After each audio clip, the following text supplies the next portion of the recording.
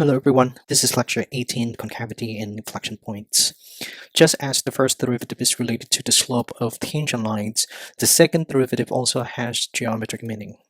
Consider the function of the form f of x equal to sine of x. Its graph bends upward for x between negative pi and 0, reflecting the fact that the slope of the tangent lines increase as x increases. It follows that the first derivative is increasing for x between negative pi and 0. A function with the property that the first derivative is increasing on an interval is concave of on that interval. Similarly, f of x equal to sine of x bends downward for x in the interval between 0 and pi because it has a decreasing first derivative on that particular interval. A function with the property that the first derivative is decreasing as x increases on an interval is concave down on that interval. And that is the motivation for this particular lecture notes. And hopefully at the end of the lecture, you could be able to use concavity and inflection points to explain how the sign of the second derivative affects the shape of a function's graphs, and explain the concavity test for functions over an open interval. Additionally, you're going to be able to state the second derivative test for the local extrema. When I say local extrema, I mean local maximum and local minimum value. And in addition to the first derivative test that we saw in the last lecture, in this lecture we can also be able to identify the local maximum and local minimum using the second derivative test. Now, before we jump into examples related to this topics, I want to give you some definitions on concavity, how to find the interval on which the function is concave up or concave down, and the definitions of inflection point and how you could find inflection point on the graph of functions. So there are two types of concavity on the graph of a function. One is concave up and the other one is concave down. For concave up, the graph of the function lies above all the tangent lines.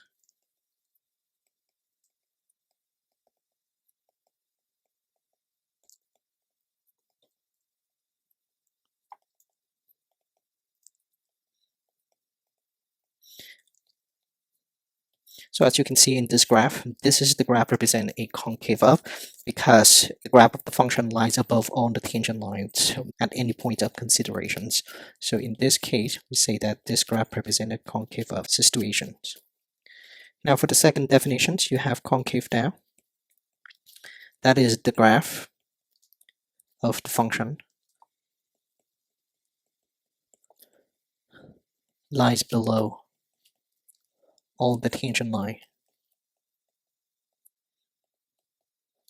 For example, in this figure, this is a graph that represents all concave down situations, where the graph of the function lies below all the tangent lines. So this figure represents all concave down situations. It's very simple when you are given the graph of a function and asked to identify the interval on which the function is concave up or the interval on which the function is concave down. However, we can also be able to identify the interval of concave up or the interval of concave down algebraically. That is, when you have f double prime greater than 0 on an interval I, then f is concave up on that interval I. And when f double prime is less than 0 on an interval I, then you say that the original function is concave down on that interval of considerations. And you might wonder what happened to the situation when f double prime is equal to 0. Similar to the case of f prime equal to 0, when f prime is equal to 0, you have something called critical numbers. Now you take another derivative on the derivative function to get the second derivative. Then for the second derivative equal to 0, you may want to consider something called inflection point. It's not always guaranteed for you to have inflection point when f double prime equal to 0, just as the case of critical numbers when f prime equal to 0. It's not always the case to have maximum value or minimum value when f prime equal to 0 or f prime does not exist. It just say that you need to do some more analysis when that is the case. So in the case of f double prime equal to 0, again, it's not guaranteed for you to get inflection point. It's just that they ask you to look more into that particular situation. A point P on the curve is called an inflection point if f is continuous there and the curve changes from concave up to concave down. So concave up to concave down, or when the curve changes from concave down to concave up at the point P. Now let's take a look at the following graph. You have the point A, B, C, D, E, P, and Q. So this point indicates some important point on the graph of the functions. So A is the endpoint, Q is also the endpoint. And the points x equal to B, x equal to C, x equal to D, and x equal to P, the second derivative is equal to 0. And from our discussions a little bit earlier, when you have f prime equal to 0, the second derivative equal to 0, you may have inflection point. So based on the definitions of inflection point, you want to consider the part of the function that is continuous and the curve changes from concave up to concave down, or from concave down to concave up at the point of considerations. So let's consider the point B right here. So the curve changes from concave down to concave up, so x equal to B is the point of inflection. Now at x equal to C, you have that the curve changes from concave up to concave down, and therefore an inflection point also occurs at x equal to C. As x equal to D, the function changes from concave down to concave up, so this is where you have x equal to D is a point of inflections. Now the difference between the point x equal to D compared to x equal to B and x equal to C is that at x equal to D, the function is not differentiable, or the second derivative does not exist, but still you have an inflection point. So that is similar to the first derivative test. When you have the first derivative equal to 0 or undefined, you may want to look into finding the maximum value and minimum value. And similarly, when you have the second derivative that is equal to 0 or does not exist, then you may want to look into finding the inflection points. Now at the point E, the function is concave up in this particular interval and also concave up here. So at x equal to E, there's no point of inflection. But at x equal to P, you have that the curve change from concave up to concave down, so inflection point occur at x equal to P. So in conclusion, you can say that inflection points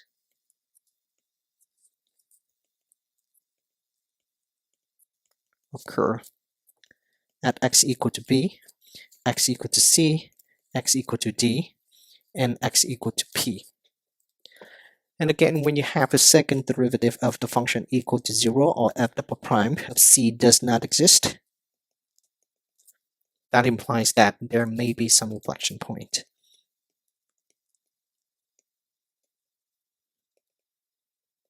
Now, in the reverse directions, when you have an inflection point, that is guaranteed for you to have f double prime to be equal to 0 or f double prime does not exist. Now, eventually, we want to look into some example where you need to calculate the second derivative, identify the interval on which the function is concave up and interval on which the function is concave down, and also identify the inflection points. But for now, we're going to do something a little bit different. This is called the second derivative test for local extreme values. When I say extreme values, that means maximum value or minimum value. Now suppose the function f is continuous over an interval contained in C, then f prime of C equal to 0, and f double prime of C is greater than 0. This implies you have a local minimum as x equal to C. So the first condition say that you have a critical number as x equal to C, and the function is concave up at the point x equal to C. Therefore, a local minimum occurs at the point x equal to C. So this graph represents the concept of what we just mentioned. So that is at x equal to C. Here, f prime of C equal to 0. That is critical numbers. Critical numbers allow us to look into finding maximum or minimum. It's not always guaranteed to have a maximum or a minimum, but it's a suggestion that you may want to look into finding maximum and minimum value at x equal to C. And the second condition is that f double prime of C is greater than 0 to indicate that you have a concave up at the point of considerations. And these two conditions together give you the idea that there is a local minimum at x equal to C. Now similarly, when you have f prime of C equal to 0 and f double prime of C less than 0, then you have local max at x equal to C. Again, the first conditions allow you to identify critical number, and the second condition say that this is a concave down part of the functions. Together, they implies that there is a local max at the point x equal to C, as represented here in this figure. Now we're going to utilize this information to identify a local maximum or local minimum of the functions. Right, so for example, consider the function of the form f of x equal to x to the fourth minus ax squared plus 1. Part A asks you to find the first derivative f prime and the critical numbers. So that is, you take the first derivative, set that equal to 0, and you can find critical numbers. So f prime of the function is equal to 4x cubed minus 16x. And you set this equal to 0 to identify critical numbers. And you can see here that 4x is a common factor. So you have 4x times x squared minus 4 equal to 0. So you have 4x times x minus 2 times x plus 2 equal to 0. That is, you have three different critical numbers. The first one is x equal to 0. Second one, x equal to negative 2. And the third one is x equal to 2. So again, these are critical numbers. Now for part B, they ask you to find the second derivative f double prime. So from the first derivative you have here, you take the second derivative. So f double prime of x is equal to 12x squared minus 16. Now in part C, we're going to combine part A and part B to identify if there is a local max or local min at the critical numbers. Right, so to do that, you need to find out the sign of the second derivative at the critical numbers. There are three critical numbers, so therefore you get f double prime of 0. You get 12 times 0 squared minus 16 less than 0.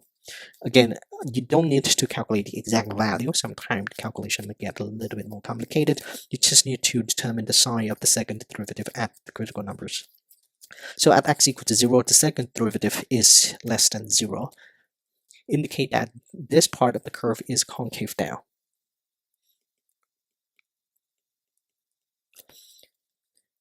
You have the critical number at x equal to 0. You have f double prime of 0 is less than 0, implies a concave down interval. Therefore, there is a local maximum at x equal to 0. So you can conclude that there is a local max at x equal to 0. Now we're going to move on to x equal to negative 2. So f double prime of negative 2 is 12 times negative 2 squared minus 16, and this is going to be greater than 0, which implies this is a concave of interval, or concave of part of the curve.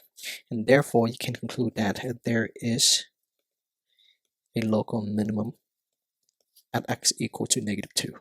Now we're going to move on to the last critical number, that is x equal to 2.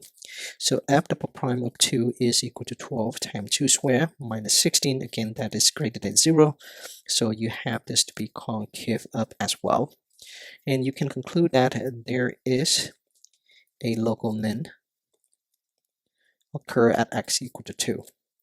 Alright, so in this example, we use the second derivative test to identify the locations of a maximum or the minimum on the graph of the functions.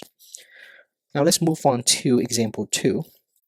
So in this example, we're going to involve ourselves in determining the local max or local minimum of the function using the second derivative test.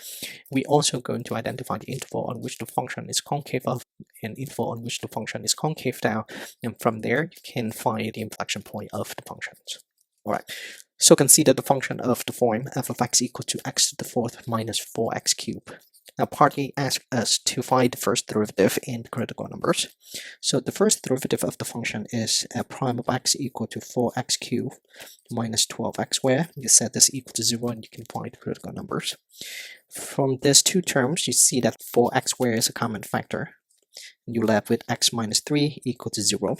So there are two critical numbers, that is x equal to 0 and x equal to 3. Now we're going to find the second derivative f double prime and the corresponding x value as f double prime equal to 0. So from the first derivative, you're going to take another derivative to get to the second derivative, and that is 12x squared minus 24x. You set this equal to 0 and you solve for x. So 12x is a common factor and you're left with x minus 2 equal to 0. So there are two values of x when f double prime equal to 0. X equal to 0 and x equal to 2.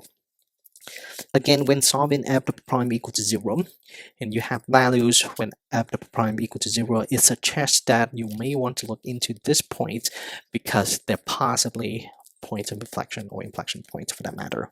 So from here, you can draw a quick conclusion that there are some possible points of inflections.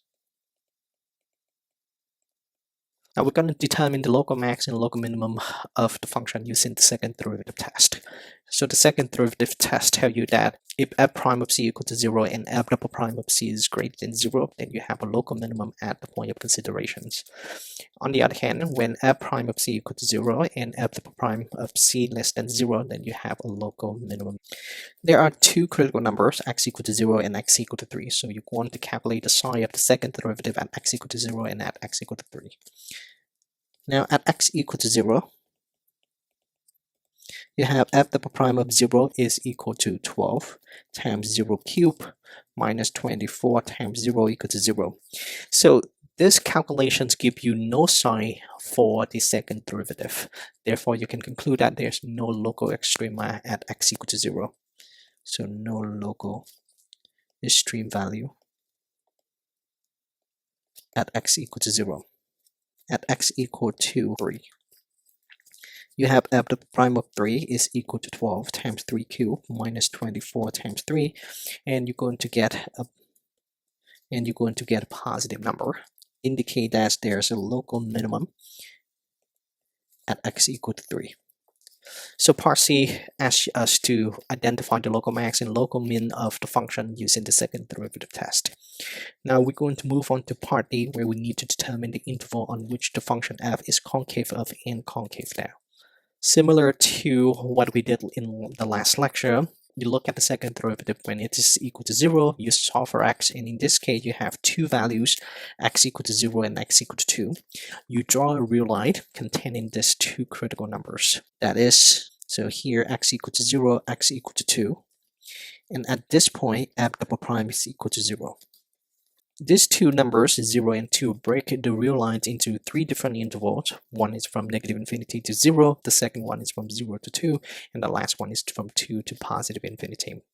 Now we're going to check the sign of the second derivative to identify or to determine the interval on which the function is concave up or the interval on which the function is concave down. So in the first interval from negative infinity to 0, you're going to choose x equal to negative 1. Again, you can choose any numbers in this interval, and you can choose negative 1 million or negative 2010, something like that. The easier number for you to calculate, the better. And again, you don't need to calculate the exact value, you just need to check the sign of the second derivative at the point of consideration, in this case x equal to negative 1. So f double prime of negative 1 is equal to 12 times negative 1 times negative 1 minus 1. That is a positive number. Therefore, you go into the real line here or this diagram and you put positive. Indicate that the function is going to be concave up in the interval from negative infinity to 0. Now, in the second interval from 0 to 2, I'm going to choose x equal to 1. Therefore, f double prime of 1 is equal to 12 times 1 minus 2, which is less than 0. And this is negative, indicate that the function is going to be concave down in this interval from 0 to 2. And for the last interval from 2 to positive infinity, we're going to choose x equal to 3. And f double prime of 3 is equal to 12 times 3 minus 2, which is positive. So this one is positive, indicate that the function is going to be concave up in the interval from 2 to positive infinity. So from here, we can conclude that the function is concave up from the interval from negative infinity to 0 and from 2 to positive infinity. And the function is concave down in the interval from 0 to 2. Now for the point of inflections, what we're going to do is we're going to go back to the definitions of inflection point. So the inflection point is the point at which the function changes from concave up to concave down, or from concave down to concave up. So here at x equal to 0, the function changes from concave up to concave down. And at x equal to 2, the function changes from concave down to concave up. Therefore, there are two inflection points. So there are two inflection points. One is at x equal to 0 and another one is at x equal to 2. Now we're going to move on to the last example. So given the function of the form f of x equal to 3x to the 5th power minus 5 times x to the 4th plus 1, in part A, you asked to find the first derivative and the critical numbers. So the first derivative of the function is f prime of x equal to 15x to the 4th minus 20x cubed equal to 0. And from these two terms, you see that 5 times x cubed is a common factor. So you take that out and you are left with 3x minus 4 equal to 0. So there are two critical numbers, x equal to 0 and x equal to 4 over 3. So these are critical numbers. Now in part B, you are asked to find the second derivative of the function and find the corresponding x value when f double prime equal to 0. So from the first derivative, you take another derivative and you get f double prime equal to 60x cubed minus 60x squared. Set that equal to 0 and you solve for x. So from these two terms, 60x squared is the common factor. You're left with x minus 1. Set this equal to 0 and you solve for x. So there are two values that you need to consider for possible point of inflections. That is x equal to 0 and x equal to 1. So I want to note that these are the possible point of inflections.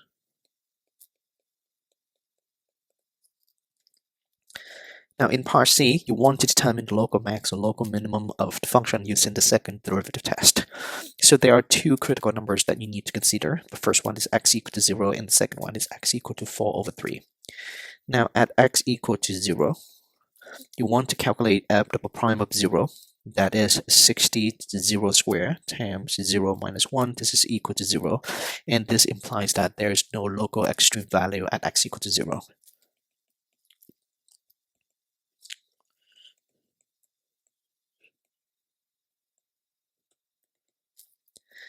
Now at x equal to 4 over 3, you have f double prime of 4 over 3 is equal to 60 times 4 over 3 squared times 4 over 3 minus 1. Again, you don't need to calculate the exact value, just look at the sign of the terms and determine the sign of the second derivative at the point of considerations. So this is positive, 4 over 3 minus 1 is also positive, so f double prime of 4 over 3 is a positive number. This implies that there's a local minimum at x equal to 4 over 3. In the next part, you are asked to determine the interval on which the function f is concave up and the interval on which the function is concave down. So to do this, you go to the second derivative, and you see that we already solved for it, and you get two values, 0 and 1. And for 0 and 1, you put this on the real lines. This is 0, this is 1, this is x, and this is f double prime. At x equal to 0 and x equal to 1, f double prime equal to 0. The two numbers 0 and 1 break the real line into three different intervals, from negative infinity to 0, from 0 to 1, and from 1 to positive infinity. And we need to consider the sign of the second derivative in each of these three intervals.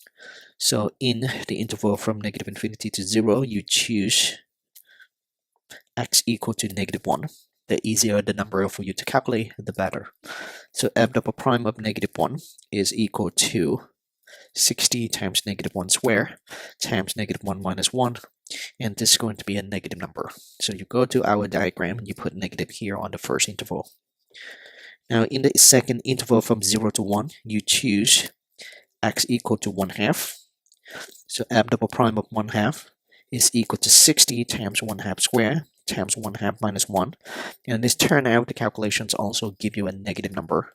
You go to the second interval and you put negative. So the reason there is no change in sign of the second derivative at x equal to 0 is because of the second derivative form. So in here, you have 60x squared times x minus 1. X equal to 0 is a 0 of multiplicity 2, right, or even multiplicity. When that is the case, you will not see a sign change in the calculation of second derivative. Now we're going to move on to the last interval, which is the interval from 1 to positive infinity. Here you choose x to be 2. You have f double prime of 2 is equal to 60 times 2 squared times 2 minus 1, and it's give you positive. So you go here and put positive. Now for conclusions, you have the interval or concave up is from 1 to positive infinity. An interval or concave down, that is from negative infinity to 0. and from 0 to 1. In this case, I do not include x equal to 0 because at x equal to 0, f double prime is equal to 0 and x equal to 0 therefore is reserved for inflection point. So that's why I do not include in my interval of concave dam. However, when you determine the point of inflection, there is no point of inflection at x equal to 0 because there's no concavity change between the first interval and the second interval. There's only one point of inflection occurs at x equal to 1 because the curve changes from concave down to concave up. Therefore, you say point of inflection occurs at x equal to 1. And that's it for me for this lecture. In this lecture, we cover another test to determine the local maximum and local minimum. It's called the second derivative test. So second derivative test tell you that if you have a critical numbers and you evaluate the second derivative at the critical number, it can also tell you the local max and local min. That is, at the critical number, if f double prime is positive, then you have a local minimum. And at critical number, f double prime is negative, then you have a local maximum.